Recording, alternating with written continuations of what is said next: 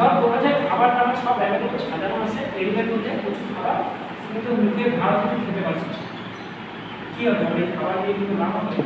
ঠিক সেরকমভাবে এত বিল্ডিং, এত এত পড়াশোনার এত কিছু সামগ্রী, খাতা কলম সব কিছুই আছে, বিল্ডিং বড় বড় আছে, কিন্তু কে পড়াবে এই লোকটা নেই। তাহলে এই বিল্ডিংয়ের মধ্যে আছে খাতা কলমে বেঞ্চগুলো নাম আছে, এই বেঞ্চ যদি নাও থাকতো, যদি একজন শিক্ষক ভালো থাকতো, রাস্তায় গিয়েই কিন্তু আমরা বসে বসে শিক্ষাটা অর্জন করতাম।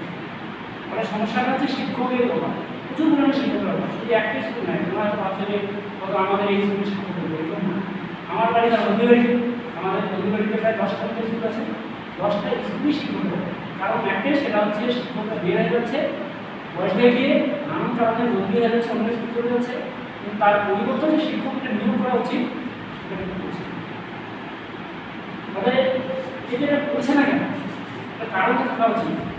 ধর স্কুলগুলোতে নিয়োগ কেন হচ্ছে, সেটা তো আছে, আমরা তো ট্যাক্স দিচ্ছি, স্কুলে তো বই খাতা সবই ঢুকছে, তাহলে স্কুলের শিক্ষকটা ঢুকছে না, চাইলেই তো ওরা ঢুকে দিতে পারে। কারণ ওদের পরিকল্পনা হচ্ছে সরকারি স্কুলগুলো বন্ধ করা, বুঝতে পারি।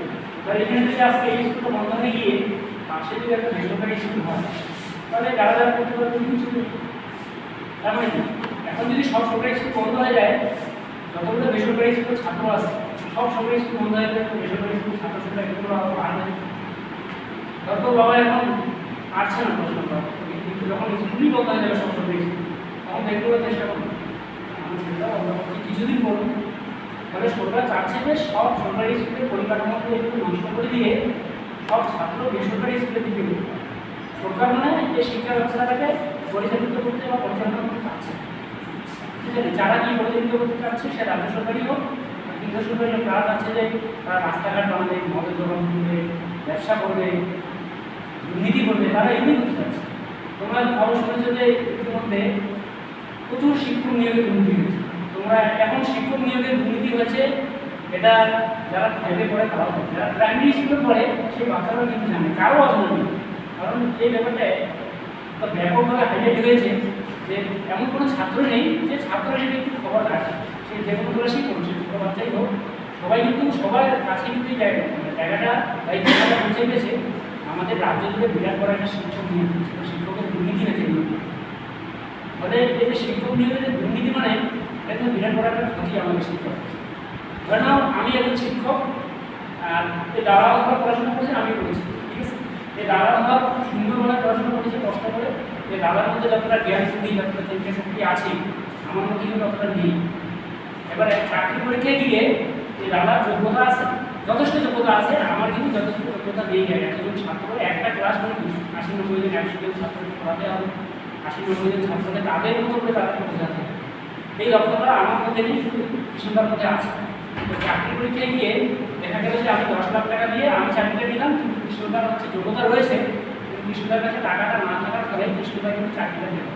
এটাকে আমি ধরুন এই স্কুলে আসতাম, তোমাদের পড়াশোনা হচ্ছে পদে আসতাম, যদি কৃষ্ণদা এই স্কুলে আসতো, কৃষ্ণদা কিন্তু ছাত্রদের অন্য হয়ে বলতো, কৃষ্ণদার ক্লাস করলে ছাত্ররা কিন্তু সঠিক শিক্ষায় শিক্ষিত হবে।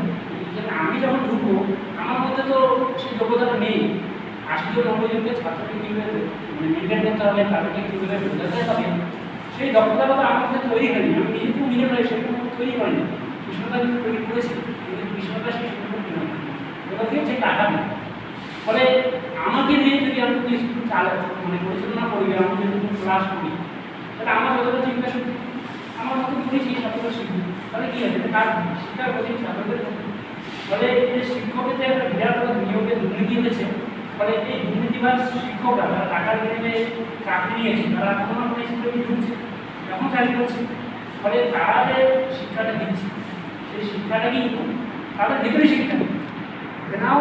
আমি পড়াশোনা করিনি, তুমি ক্লাস 10-এ পড়ো, তুমি যদি এখন বলো যে দাদা আমার ক্লাস 10-এর একটা অংশ নিয়ে আমি পড়াই, আমি বুঝতে পারবো কি?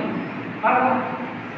তাহলে আমি শিখিয়ে দিতে আমি পারবো না। সেই আমি এসে যদি এই স্কুলটা চালাই, এই স্কুলে যদি আমি একজন শিক্ষক হয়ে যাই টাকার বিনিময়ে, তাহলে কী হবে? আমার তো যদি করেছি, পাশাপাশি আমি যে ছাত্রগুলো পরিচালিত করেছি সেই ছাত্রগুলো আমি জীবনে নষ্ট করে দিচ্ছি। আমাদের গোটা রাজ্যে কিন্তু এরকমই অবস্থা।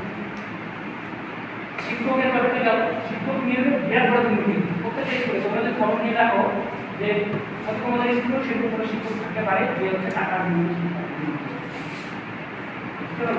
তাহলে এটা হচ্ছে বৃহৎ আকারে শিক্ষক দুর্নীতিটা হয়েছে আমাদের, কিন্তু আমাদের রাজ্যে নাই, গোটা দেশে শিক্ষক দুর্নীতি চলছে, শিক্ষক নিয়োগের ক্ষেত্রে দুর্নীতি।